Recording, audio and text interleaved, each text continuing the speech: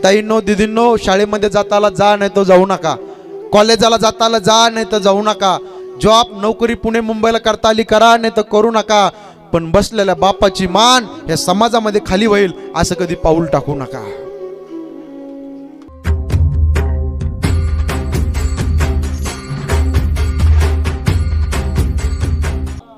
सगळ्यांना हात जोडून पोट तिडकीना माझी विनंती आहे,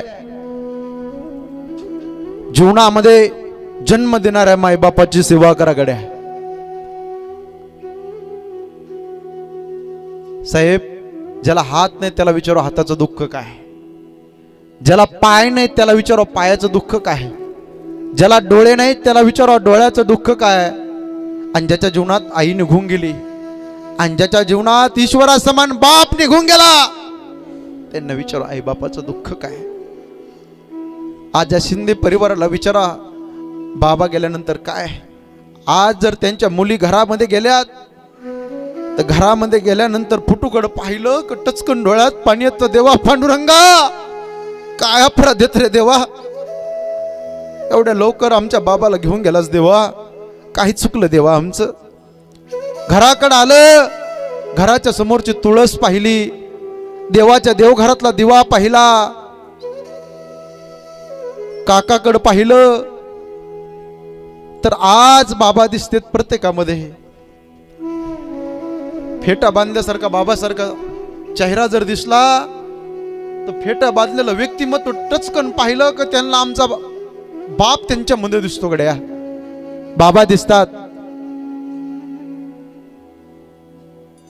अरे ढगाआड गेलेला सूर्य तुम्हाला दिसेल मंडळी, एकदा मातीच्या आड गेलेला बाप आणि मातीच्या आड गेलेली आई पुन्हा दिसणार नाही गड्या राजांनो. तुम्ही सगळे रडाल जाता जाता, ताई तुमच्या डोळ्यात पाणी येईल. आई काय असते?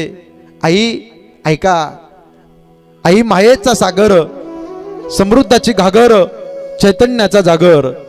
आई भाजीतलं मीठ, आई हक्काचं व्यासपीठ, आई थंडगार वारा, आई मायेचा उभारा, आई दुधावरची साय, आई वासराची गाय, आई लंगड्याचा पाय. अरे साता समुद्राच्या पलीकडे गेलेला सूर्य तुम्हाला दिसेल, पण एकदा मातीच्या आड गेलेला बाप आणि मातीच्या आड गेलेली आई पुन्हा दिसणार नाही. माझ्या राजांनो, माझ्या दादांनो, इथं बसलेले माय विचारा यांना, अरे ज्यांची ज्यांची आई ह्या जगात नाही आणि ज्यांचा ज्यांचा बाप ह्या जगात नाही त्यांना विचारा ना आई बापाचं दुःख काय.